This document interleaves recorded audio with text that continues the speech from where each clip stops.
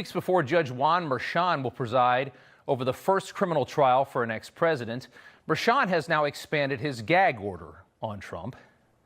Merchan stating the former president can no longer speak out about his family, as the president has been relentlessly exposing Merchan's obvious conflicts of interest. To state the obvious, it is simply insane that Juan Merchan is the judge in Trump's criminal case, and it is just the latest departure from blind justice here in the United States. Trump's jury pool will be radically left-wing, as we know. His judge will now be as well. You're already aware that Merchan's daughter, Lauren, is a fierce left-wing political activist working for a firm called Authentic, which boasts a massive left-wing client list, including people like Joe Biden, Adam Schiff, and even Ilhan Omar.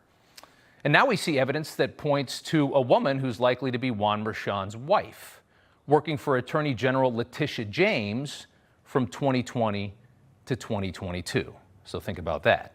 We've dug deep into Laura and Juan Merchan's careers, finding everything short of an actual marriage certificate, and Juan Merchan's wife does appear to be a woman named Laura, whose LinkedIn shows a stint more than 2 years long working for the most politically corrupted attorney general in American history, an attorney general who campaigned on a promise to persecute Donald Trump on a daily basis. Illegitimate president. I look forward to going into the office of Attorney General every day, suing him, and then going home. I will never be afraid to challenge this illegitimate president. We need to focus on Donald Trump. We need to follow his money. What is fueling my soul right now is Trump. So just think about it. Trump's judge's wife in the first criminal case against an ex-president worked for that. We have a criminal case against a former president who's currently leading in polls to be the next president, a case being led by a Soros-funded district attorney held in a city with a rabidly liberal jury pool. And now we have a judge who appears to be married to a woman who worked for the district attorney of New York, who just landed a $460 million penalty against the defendant in his case. A unilateral decision from a Democrat donating judge, by the way, is how they got that $460 million. And the Merchan's daughter, back to the Alvin Bragg case, I know it gets confusing.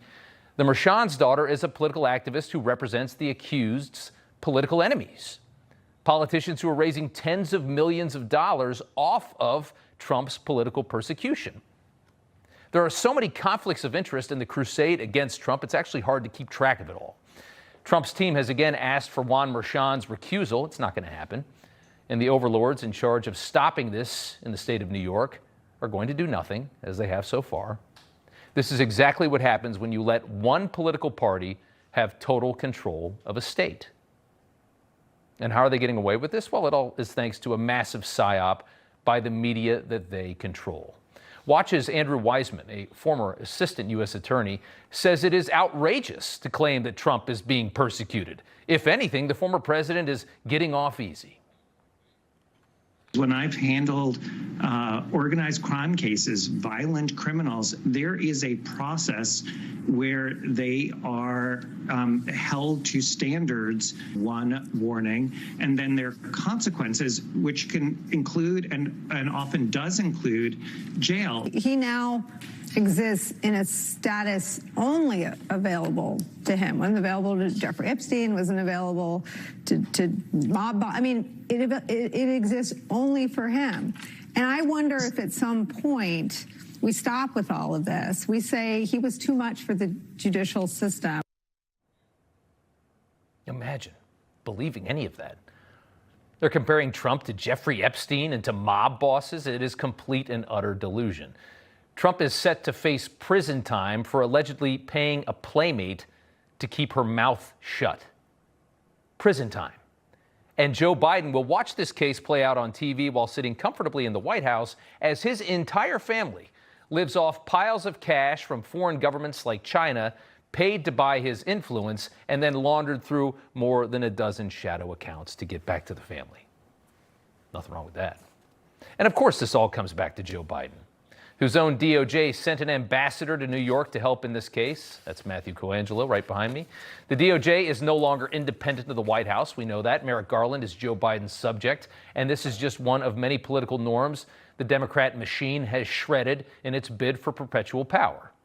And this is not a surprise. Last night, Robert Kennedy Jr. went on CNN to remind the American people that the ones screaming about saving democracy are indeed the greatest threat to it, and that, of course, includes the current president.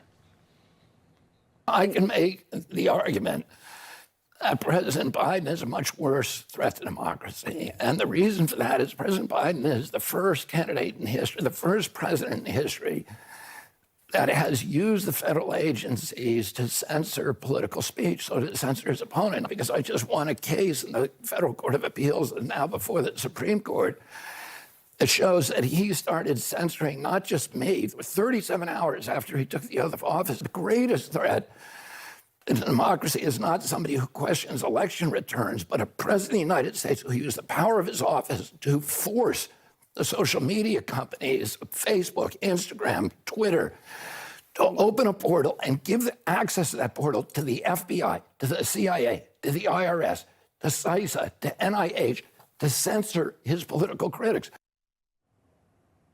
That's a Kennedy explaining the reality of this White House. Some very sinister people are currently running your country and running this White House. And they have no intention of relinquishing power in this next election. In fact, they never want to give up power again. Everything that they say about Trump is exactly what they're doing. They have devised a plan. They have worked on it for 3 years.